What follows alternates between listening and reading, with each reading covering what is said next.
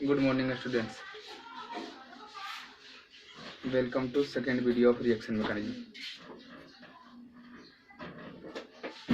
पिछले वीडियो में हमने लिविंग ग्रुप के बारे में जाना था और उसी पे कुछ क्वेश्चन हमने देखा था कि लिविंग ग्रुप एबिलिटी हम लोग कैसे कंपेयर करते हैं, किसका लिविंग ग्रुप एबिलिटी ज़्यादा होगा, किसका कम होगा। 4-5 कंपाउंड दिया गया है तो उसमें पता करना होगा कि किस कंपाउंड का लिविंग ग्रुप एबिलिटी ज़्यादा है ताकि रिएक्शन में हम उसको यूज कर सकें। तो उसी पे कुछ क्वेश्चन और हम लोग देखते हैं। जैसे कि हम बात करें, दिया गया है CH3 C double bond O minus और एक दूसरा कंपाउंड दिया गया है O पे है नेगेटिव चार्ज। दो कंपाउंड दिया गया है, दोनों कंपाउंड के बीच में हमको पता करना है कि किसका लिविंग ग्रुप एबिलिटी ज्यादा होगा, किसका कम होगा।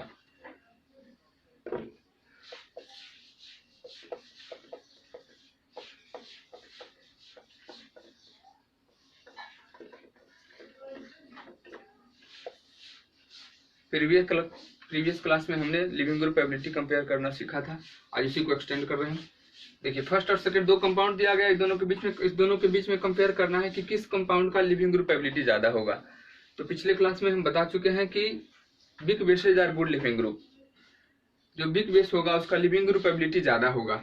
तो इस दोनों कंपाउंड में बात करें तो फर्स्ट और सेकंड में दोनों में रेजोनेंस शो कर रहा है। पहला कंपाउंड भी रेजोनेंस शो कर रहा है, दूसरा कंपाउंड भी रेजोनेंस शो कर रहा है, क्योंकि रेजोनेंस शो करने के कंडीशन को फुलफिल कर पा रहा है।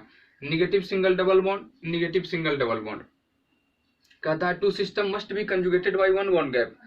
रेजोनेंस शो करने के लिए दो सिस्टम के बीच में एक बॉन्ड गैप होना जरूरी है। तो दोनों के बीच में एक बॉन्ड का गैप है।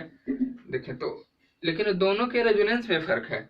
इसमें है कि एक निगेटिव सिंगल डबल बॉन्ड पहले बार में ऑक्सीजन पे नेगेटिव चार्ज है, फिर दूसरे बार में जैसे कोई भी एलिमेंट अपने पर नेगेटिव चार्ज रखना नहीं चाहता, न्यूट्रल स्टेज में आना चाहेगा, न्यूट्रल आने के लिए अपने इलेक्ट्रॉन का त्याग करेगा। जैसे इंडिया कार्बन मैक्सिमम 4 बॉन्ड बना सकता है, 5 बॉन्ड नहीं बना सकता, इसलिए ऑक्सीजन इसके इलेक्ट्रॉन को खींचेगा। तो क्या हो जाएगा, CH3। रेजोनेंस में हम इस चीज का चर्चा कर चुके हैं, O पे माइनस और डबल बॉन्ड O। लेकिन दूसरे कंपाउंड की बात करें तो इसमें रेजोनेंस होगा जैसे ही ऑक्सीजन अपना इलेक्ट्रॉन देगा, जैसे ही निगेटिव चार्ज आएगा इस पे इलेक्ट्रॉन, तो पहले से 1 2 3 4 बॉन्ड कार्बन बना चुका है, 5 बना नहीं सकता, इसलिए इस पाई बॉन्ड को शिफ्ट होना पड़ेगा इस कार्बन के ऊपर। तो देखें क्या होगा, अब सिंगल बॉन्ड की जगह डबल बॉन्ड हो जाएगा। कार्बन ने लिया इलेक्ट्रॉन तो कार्बन पे कौन सा चार्ज, नेगेटिव चार्ज। यानी दोनों में क्या डिफरेंस है, दोनों कंपाउंड रेजोनेंस शो कर रहा है, लेकिन दोनों में डिफरेंस है कि पहला कंपाउंड जो इक्विवेलेंट रेजोनेंस शो कर रहा है, यदि negative charge more electron negative से मोर इलेक्ट्रॉन नेगेटिव एटम के ऊपर चला जाए तो इसको बोलते हैं equivalent resonance.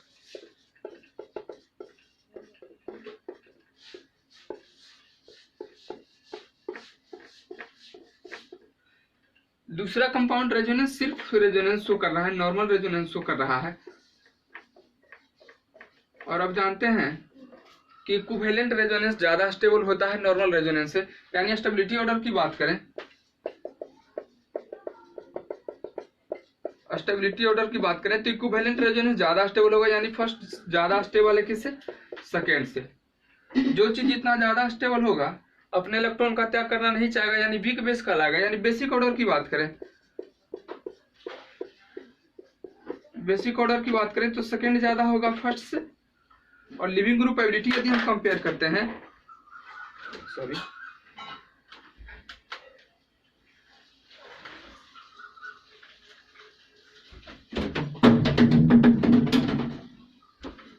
Leaving group ability यदि हम कंपेयर करते हैं तो आप जानते हैं कि weak bases are good leaving group. और फर्स्ट ज्यादा स्टेबल है इक्विवेलेंट रेजोनेंस होने की वजह से, इसलिए अपने इलेक्ट्रॉन का त्याग नहीं करेगा, यानी बिग बेस कहलाएगा। बिग बेस जो है गुड लिविंग ग्रुप कहलाएगा, यानी first is greater than second. दो कंपाउंड दिया गया था, इसमें हमको पता करना था कि किसका लिविंग ग्रुप एबिलिटी ज्यादा होगा। तो हम लोग एक पॉइंट को जानते हैं कि big bases are good leaving group, यानी जो जितना ज्यादा स्टेबल होगा अपना इलेक्ट्रॉन डोनेट करना नहीं चाहेगा, बिग बेस कहलाएगा। और बिग बेस जो है गुड लिविंग ग्रुप कहलाएगा। अगला क्वेश्चन देखते हैं।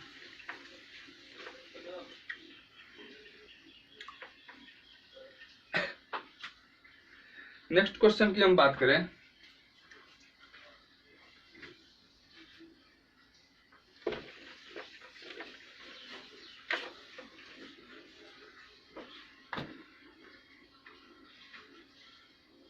इसको देखिए ध्यान से। जैसे दिया गया है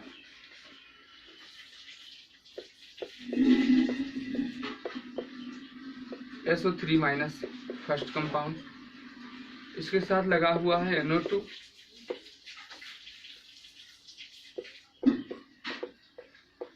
SO3 minus Br,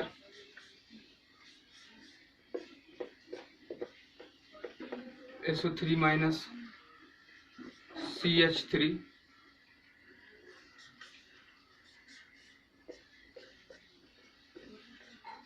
SO3 minus दिया हुआ फर्स्ट, सेकेंड, थर्ड और फोर्थ, 4 कंपाउंड दिया गया है। इन चारों के बीच में हमको पता करना है कि किसका लिविंग ग्रुप एबिलिटी ज्यादा होगा। तो आप देख रहे हैं कि सब में निगेटिव चार्ज है। निगेटिव चार्ज का डेवलपमेंट SO3 माइनस सबके ऊपर है, यानी सब न्यूट्रल होना चाहेगा। न्यूट्रल होने के लिए अपना इलेक्ट्रॉन डोनेट करेगा तभी न्यूट्रल हो पाएगा, क्योंकि लेने के कारण नेगेटिव चार्ज दे देगा तो कौन सा चार्ज पॉजिटिव, तो न्यूट्रल हो जाएगा। न्यूट्रल होगा तो न्यूट्रल वाला चार्ज वाले से ज्यादा स्टेबल है, सब अपना इलेक्ट्रॉन देना चाहता है। इसमें बैठा हुआ ग्रुप जो इस पे ग्रुप जो लगा हुआ सब्स्टिट्यूएंट के जैसा NO2 है, व्यवहार कर रहा है -I और -R के जैसा। Br है -I के जैसा व्यवहार करेगा लेकिन +R। रेजोनेंस में हम बता चुके हैं कि रेजोनेंस इफेक्ट या मेसोमेरिक इफेक्ट 2 टाइप्स का, एक +M इफेक्ट, -M इफेक्ट, या इसी को बोलते हैं +R और -R। +R का मतलब इलेक्ट्रॉन डोनेट करने वाला, -R का मतलब इलेक्ट्रॉन गेन करने वाला। CH3 की बात करें तो CH3 शो करता है +I और +H।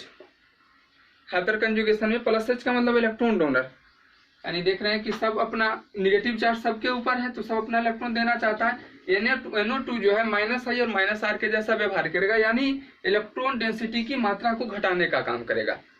इलेक्ट्रॉन डेंसिटी घट जाएगा तो जल्दी अपने इलेक्ट्रॉन का त्याग करना नहीं चाहेगा, यानी वीक बेस का लगा। वीक बेस जो है गुड लिविंग ग्रुप के जैसा व्यवहार करेगा। हम थर्ड में बात करें तो CH3 +I और +H इफेक्ट शो कर रहा है, यानी +I और +H इफेक्ट शो करेगा तो CH3 SO3 माइनस पर इलेक्ट्रॉन डेंसिटी को बढ़ाएगा। इलेक्ट्रॉन डेंसिटी बढ़ेगा तो बेसिक नेचर बढ़ जाएगा, यानी गुड बेस का लाएगा, तो लिविंग ग्रुप एबिलिटी इसका घट जाएगा। यानी लिविंग ग्रुप एबिलिटी की हम बात करें चारों कंपाउंड में तो सबसे ज्यादा हो जाएगा फर्स्ट का, then second, then fourth and third में कंफ्यूजन नहीं होना चाहिए। फोर्थ में कोई भी ग्रुप ऐसा नहीं लगा हुआ जो इलेक्ट्रॉन डोनेट करने का काम कर रहा है, लेकिन थर्ड कंपाउंड में आप देख रहे हैं कि CH3 +I और +H इफेक्ट शो कर रहा है। दोनों इलेक्ट्रॉन डोनेट करेगा, इलेक्ट्रॉन डोनेट करके इलेक्ट्रॉन डेंसिटी को बढ़ाएगा। इलेक्ट्रॉन डेंसिटी बढ़ाएगा तो बेसिक नेचर बढ़ जाएगा, बेसिक नेचर बढ़ेगा तो लिविंग ग्रुप एबिलिटी घट जाएगा, क्योंकि बी की बेस जो है गुड लिविंग ग्रुप के जैसा व्यवहार करेगा। आइए अब नेक्स्ट चीज,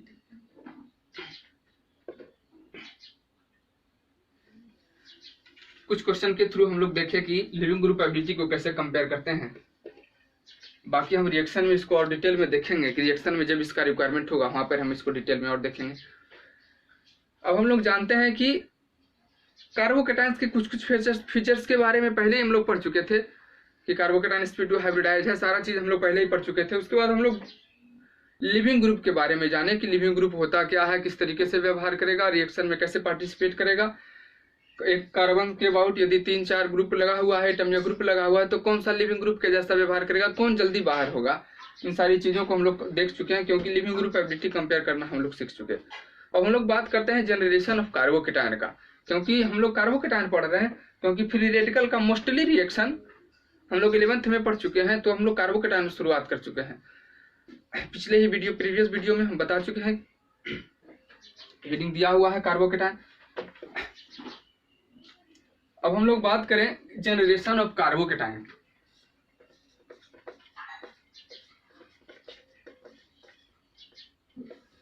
आखिर कार्बोकेटाइन का फॉर्मेशन किस किस प्रोसेस के द्वारा हो सकता है, कौन कौन सा ऐसा प्रोसेस है जिसके द्वारा कार्बोकेटाइन का फॉर्मेशन होगा। तो हेडिंग दें generation of carbocation.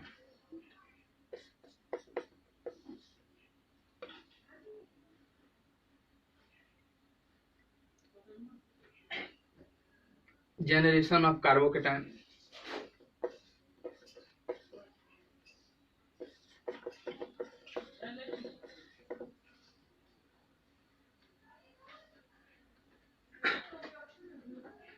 Generation of carbocation.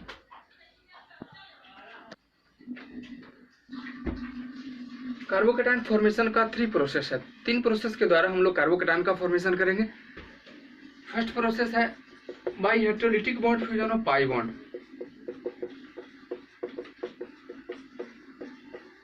By heterolytic bond fission of pi bond. Second process है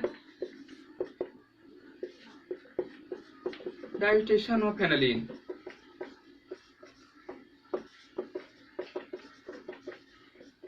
थर्ड प्रोसेस है by homolytic bond fission of sigma bond.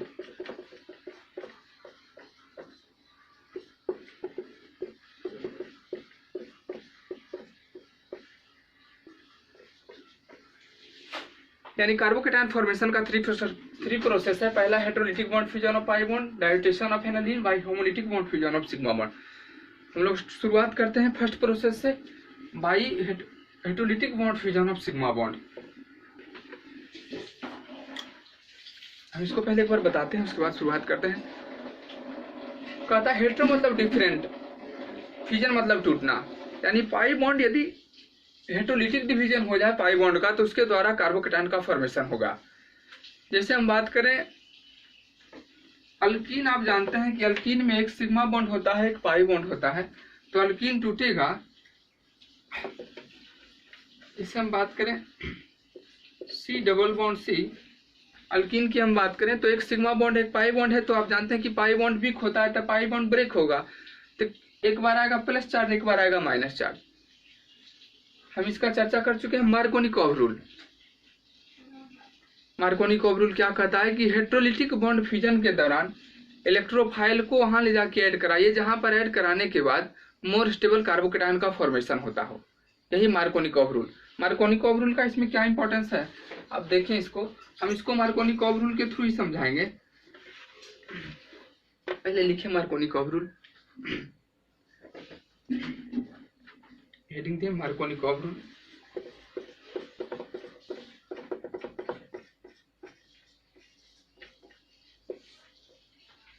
By heterolytic bond fission of pi bond के नीचे heading दिए Markovnikov rule. लिखे during heterolytic bond fusion electrophile will added to that carbon carbon multiple bond which after addition generate more stable carbocation. During heterolytic bond fusion electrophile will added to that carbon carbon multiple bond which after addition generate more stable carbocation. क्या कहता है कि heterolytic bond fusion के दौरान electrophile को वहां ले जाकर ऐड कराइए जहां पर ऐड कराने से मोर स्टेबल कार्बोकेटाइन का फॉर्मेशन होता हो। New version of Markovnikov rule है। बहुत सारे बुक में मेंशन है कि वहां पर ले जाकर इलेक्ट्रोफाइल को ऐड कराइए जहां पर हाइड्रोजन का संख्या पहले से ही ज्यादा हो। लेकिन हम सेकेंड का ही बात करते हैं क्योंकि उसी पे सारा क्वेश्चन वगैरह उसी पे बेस्ड होगा। फर्स्ट वाला रूल जो है मार्कोनिकॉव रूल का फर्स्ट जो थ्योरी है कभी कभी फेल भी कर जाता है, हम आपको दिखा देंगे।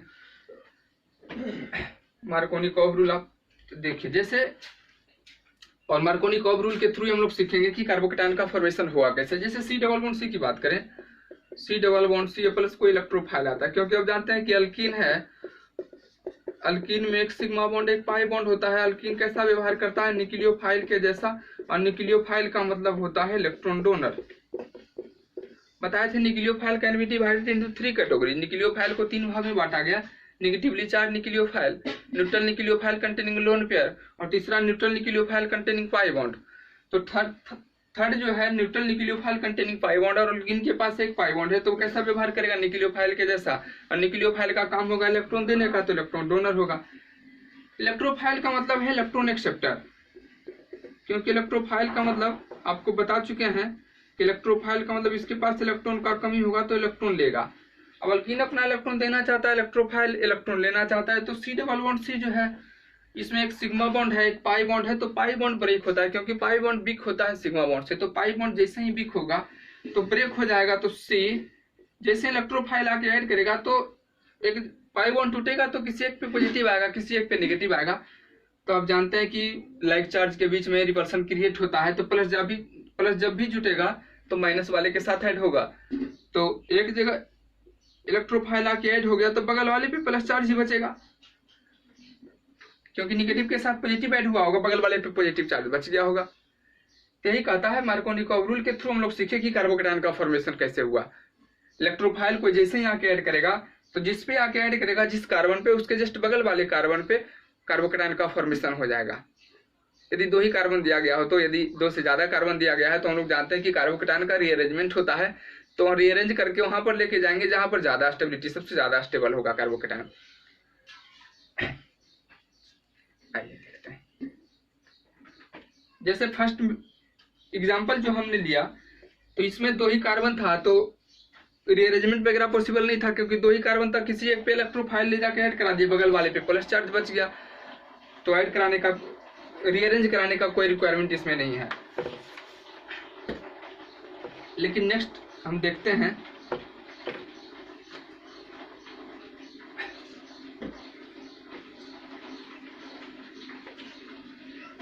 नेक्स्ट एग्जांपल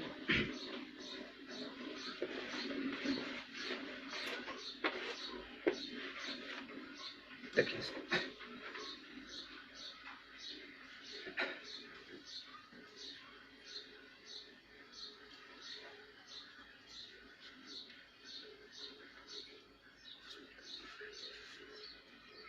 दूसरा एग्जांपल नंबर सेकेंड, जैसे दिया गया हो C डबल बॉन्ड C अब प्लस इलेक्ट्रोफाइल। अब इसमें हमको पता करना है कि कहां पर ले जाके ऐड करें। सॉरी,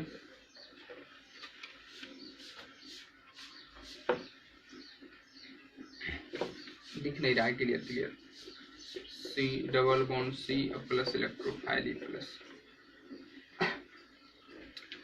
पिछले क्वेश्चन में कोई रिस्ट्रिक्शन नहीं था कि कहाँ पे जाके प्लस ऐड होगा, कहाँ पे कार्बोकेटायन का फॉर्मेशन होगा, लेकिन इसमें 3 कार्बन दिया गया है।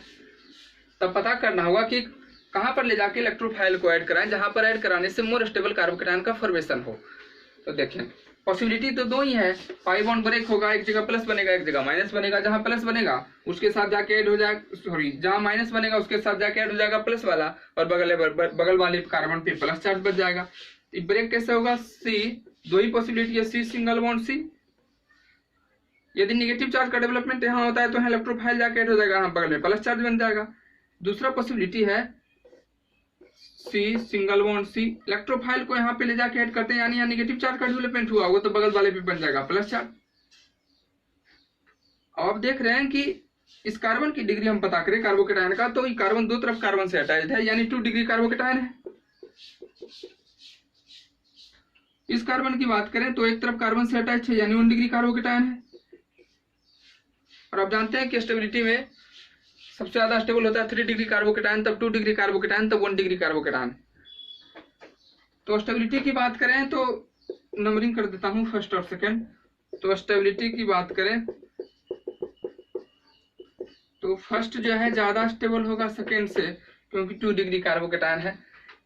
यानी यदि 2 से ज्यादा कार्बन दिया गया है, हाइड्रोलिटिक बॉन्ड फ्यूजन और पाई बॉन्ड करना है, तो हमको ध्यान देना होगा कि कहां पर इलेक्ट्रोफाइल को ले जाके ऐड कराएं जहां पर ऐड कराने से मोर स्टेबल कार्बोकेटायन का फॉर्मेशन हो। जैसे नेक्स्ट एग्जांपल देखें आप थर्ड,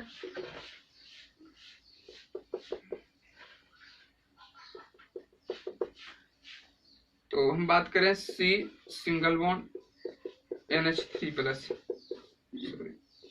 देखिए इसमें भी 2 ही पॉसिबिलिटी होगा, कोई इलेक्ट्रोफाइल जैसे कि आगे ऐड करा, जैसे हम ड्यूटेरियम प्लस को ले सकते हैं, कोई दिक्कत नहीं। तो देखिएगा पाई बॉन्ड ब्रेक होगा तो किसी एक पे प्लस बनेगा, किसी एक पे माइनस बनेगा। पॉसिबिलिटी तो 2 ही है ब्रेक होने का, कि C single bond C NH3 पे प्लस। यदि आप पाई बॉन्ड को ब्रेक करते हैं, यहाँ पे प्लस बनाते हैं, तो यहाँ पर आके D जुट जाएगा, क्योंकि D जब भी जुटेगा तो नेगेटिव वाले के साथ ऐड होगा।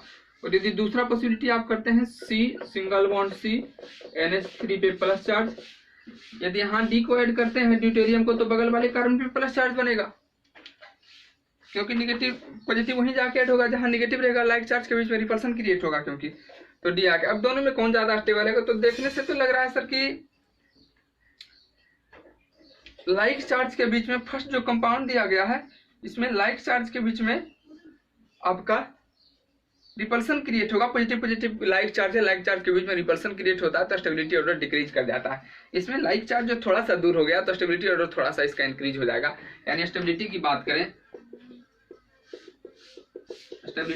करें तो फर्स्ट और सेकंड इसको नंबरिंग कर देते हैं। तो फर्स्ट जो है वो ज्यादा स्टेबल होगा किससे? सेकंड से, क्योंकि फर्स्ट में जो है लाइक चार्ज के बीच में रिपल्सन ज्यादा होगा, सॉरी सेकंड जो ज्यादा स्टेबल हो जाएगा किससे? फर्स्ट से, क्योंकि फर्स्ट में लाइक चार्ज के बीच में रिपल्सन होगा, रिपल्सन होने की वजह से स्टेबिलिटी और डिक्रीज कर जाएगा, इसलिए सेकंड जो है ज्यादा स्टेबल होगा फर्स्ट से। पहला प्रोसेस हम लोग सीख चुके कि हेटेरोलिटिक बॉन्ड फ्यूजन और पाई बॉन्ड के थ्रू कैसे हम लोग कार्बोकेटायन का फॉर्मेशन करा सकते हैं। अब दूसरा प्रोसेस देखते हैं कि दूसरा कौन सा ऐसा प्रोसेस है जिसके द्वारा हम लोग कार्बोकेटायन का फॉर्मेशन करा सकते हैं।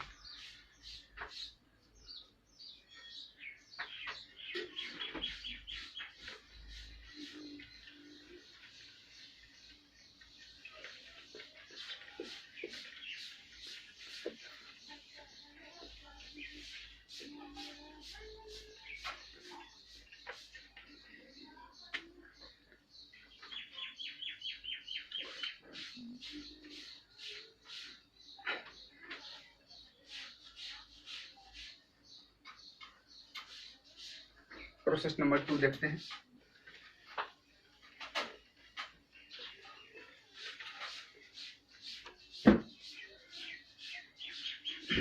सेकेंड प्रोसेस है कार्बोकेटायन का फॉर्मेशन कराने के लिए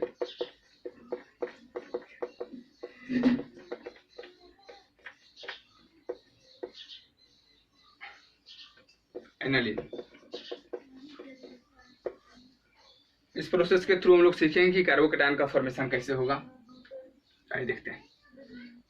एनालिन की बात करें तो आप जानते हैं कि बेंजीन के ऊपर यदि NH2 ग्रुप लगा हुआ है तो उसका कॉमन नेम होता है एनालिन। यहाँ हम बात करें RNH2 का रिएक्शन हम करा देते हैं NaNO2 प्लस डाइल्यूट HCl के साथ। RNH2 का रिएक्शन यदि NaNO2 प्लस डाइल्यूट HCl के साथ करेंगे तो इसके द्वारा हम लोग देखेंगे कि कार्बोकेटायन का फॉर्मेशन हो जाएगा। सबसे पहले हम इसका बात करें, इसको ब्रेक करें। NaNO2 plus dilute HCl। Sodium एक मेटल है तो मेटल का काम होता है इलेक्ट्रॉन देने का, क्योंकि सोडियम का आप जानते हैं एटॉमिक नंबर 11, तो 281 अपना ऑक्टेट पूरा करने के लिए एक इलेक्ट्रॉन डोनेट करेगा, और जो अपने इलेक्ट्रॉन का डोनेट करता है उसके ऊपर प्लस चार्ज आता है, बगल वाले पे कौन सा चार्ज आएगा? नेगेटिव। आप HCl जानते हैं हाइड्रोक्लोरिक एसिड का काम होता है H+ त्याग करने का, यानी H+ आएगा और Cl पे कौन सा चार्ज आएगा? Minus charge. अब नेगेटिव पॉजिटिव के साथ ऐड हो जाएगा, यानी Cl- जो आएगा और किसके साथ ऐड हो जाएगा? Na+ के साथ। तो बन जाएगा क्या? NaCl plus HON double bond. अब देख रहे हैं Na प्लस Cl- ऐड हो गया NaCl, इधर से H+ ऐड हुआ NO2 के साथ, तो एक H N और 2 ऑक्सीजन HON डबल बॉन्ड। अब हम लोग इसका रिएक्शन कराते हैं HON डबल बॉन्ड नाइट्रस, इसका नाम है नाइट्रस एसिड, इसका नाम आप जानते हैं सोडियम क्लोराइड। फर्स्ट का नाम आप जानते हैं सोडियम क्लोराइड, इसका नाम है नाइट्रस एसिड। अब हम लोग एनालिन जो है RNH2 का रिएक्शन हम लोग कराते हैं नाइट्रस एसिड के साथ, तब कार्बोकेटायन का फॉर्मेशन हम कराएंगे। इसको हम लोग समय हो चुका है, हम प्रीवियस वीडियो में ही आपको बोल चुके हैं कि वीडियो थोड़ा शॉर्ट ही बनता है क्योंकि डेटा ज़्यादा कंज्यूम होता है। तो आज कहीं तक, नेक्स्ट वीडियो में हम RNH2 का रिएक्शन कराएंगे नाइट्रस एसिड के साथ, उसके बाद हम देखेंगे कि कैसे कार्बोकेटायन का फॉर्मेशन होता है। फर्स्ट प्रोसेस हम लोग सीख चुके हैं heterolytic bond, fission of pi bond. Second process के द्वारा हम लोग देखेंगे कि कैसे कार्बोकैटायन का फॉर्मेशन हो जाएगा। Good bye.